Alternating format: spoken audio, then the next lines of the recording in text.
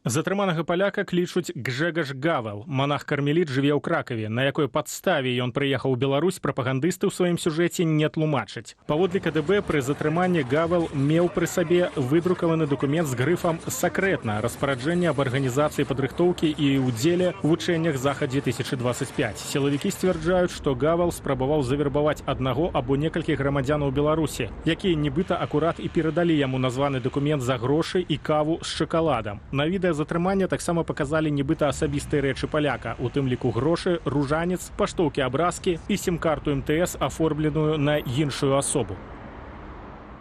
Працягнем абмяркоўваць гэтую тэму прадстаўнік ініцыятывы «Белпол» Мацвей Купрэйчук у нашай студыі. Вітаем, Мацвей. Дзякуй, што знайшлі час, прыйшлі да нас у эфір.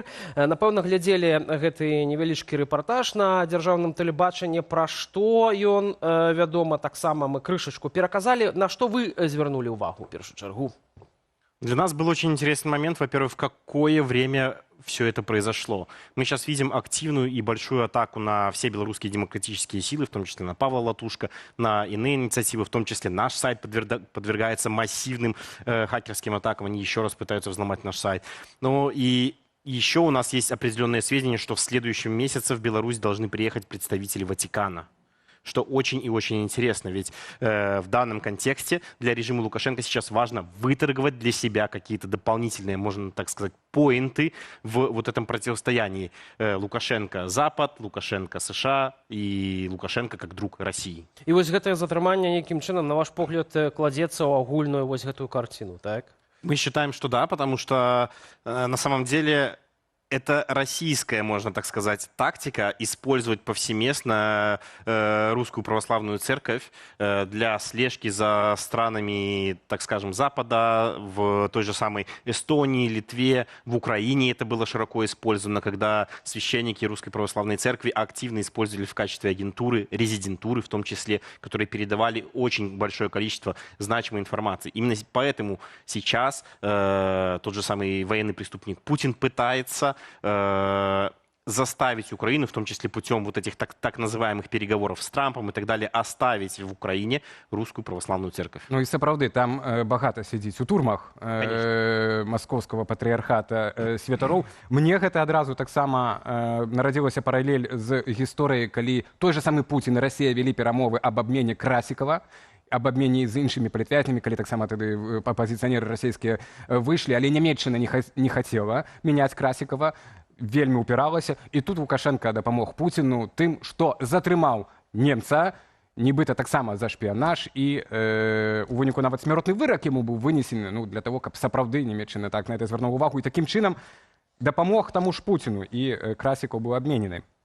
Здесь можно очень важно сказать, что в тот момент, когда был задержан Рика Кригер, мы должны понимать, что очень часто и очень возможно была ситуация, когда Кригера вели уже давным-давно. То есть мы знаем его историю, что он написал фейковый телеграм-бот, там его, можно так сказать, завербовали для нужд полка Калиновского, образно говоря, и его могли держать просто для необходимого момента долгий-долгий срок. И потом, когда просто это пригодилось, его дали ему якобы задание, которое, естественно, уже было спланировано, и использовали так, как им было надо, в своих целях. А што наконт ввогуле Гжэгаша Гавела? Бо тут мы бачым аператыўныя здымкі, дзе сапраўды ён атрымоўвае нейкія дакументы, так, за гэта нейкія там узнагароды, шакаладкі, гарбата, кава, не ведаю што.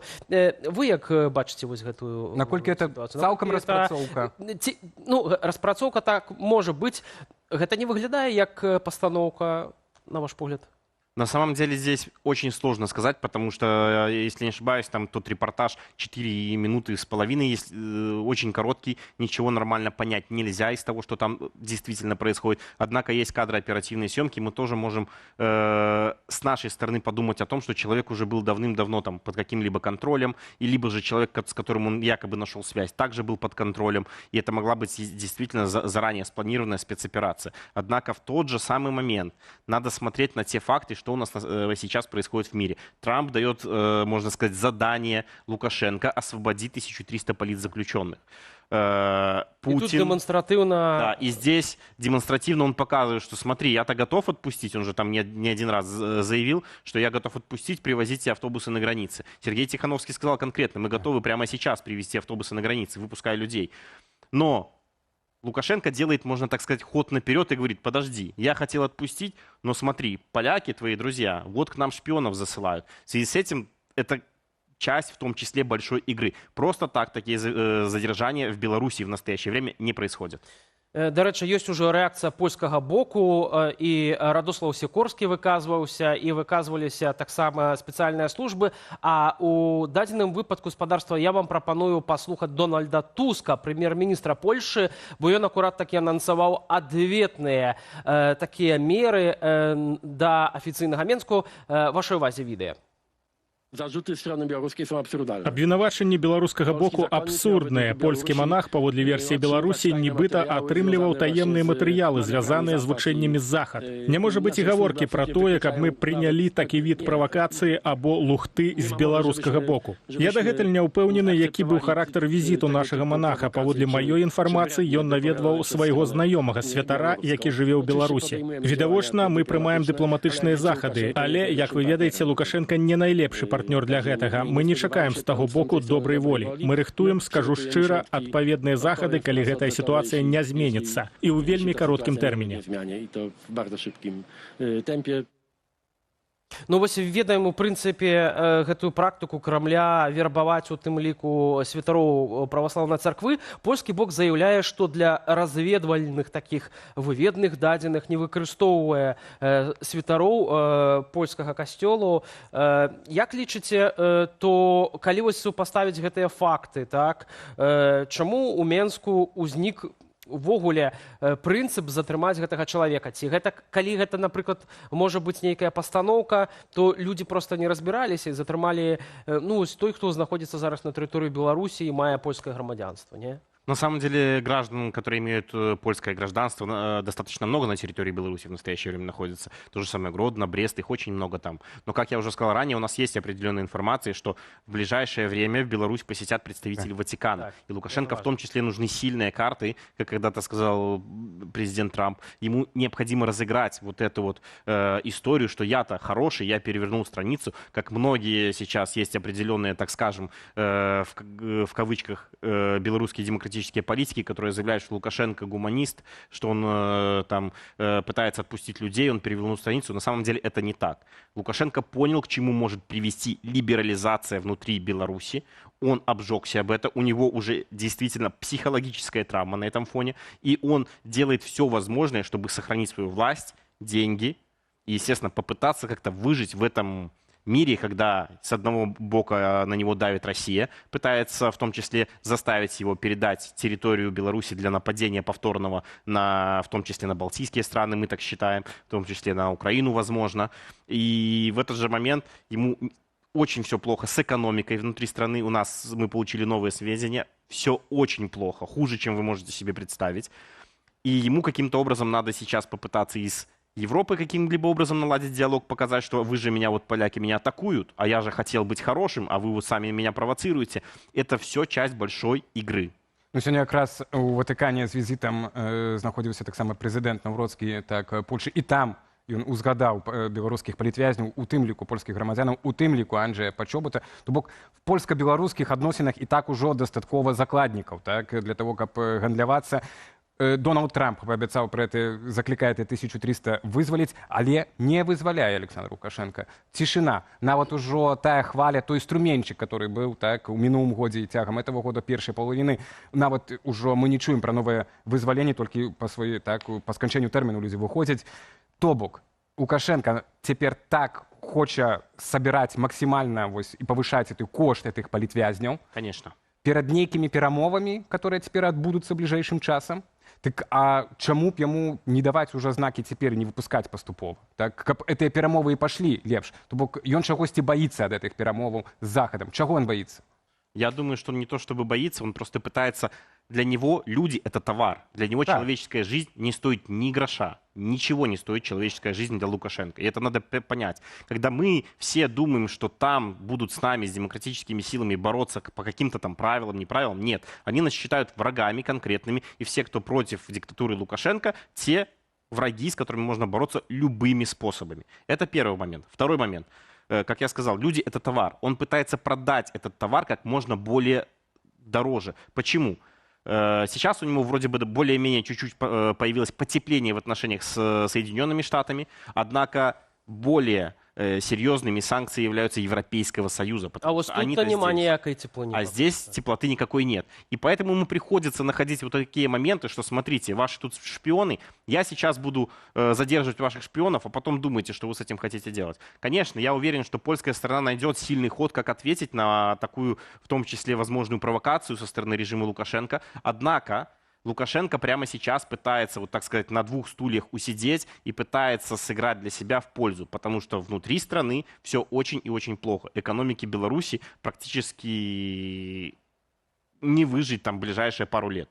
Но у них есть определенные гульня ходы. такая з агнём. Давайте яшчэ паслухаем меркаванне палітычнага аналітыка спадара Вадзіма Мажэкі. Вашай увазе вернемся потым у студыю. Уся гісторыя пастаўлення беларускіх уладаў выглядае проста абсалютна сфабрыкаванай, прычым так сфабрыкаванай досыць на хуткую руку, цяпляк там няма некай прыгожай грунтоўнай нават прапрацоўкі. Выглядае, што проста затрымалі першага ж паляка, які трапіўся пад руку, некага манаха, які ясна якім чынам увогуле звязаны з звычайнымі захад. Таму альбо тут Менск прадставіць нейкія чэшскі доказы, каб гэта выглядала больш пераканаўча, альбо гэта так і застанецца такой же цяпля правакацыі, як джипы і фрау А. Мы ўжо казалі пра тое, што польскі бок можа адпаведна адказаць на гэта. Ужо пра гэта сказаў і Дональд Туск, як мы паспелі вам паказаць, і Радослаў Сікорскі, кіраўнік Міністэрства замежных спраў Польшы. На ваш погляд, Мацвей, што гэта за адветачка, як кажуць, у бок рэжыму Лукашэнкі можа быць? Ці гаворка таксама можа весціся пра закрыццё межаў поўнае? Она может вестись, да, и уже когда-то президент Дудас, когда был с визитом в Китае, говорил про это, что если режим Лукашенко не сократит количество мигрантов, которые пытаются незаконно прорваться через границу, то в таком случае они будут действовать ответно и закроют полностью границы, на что, естественно, Китай...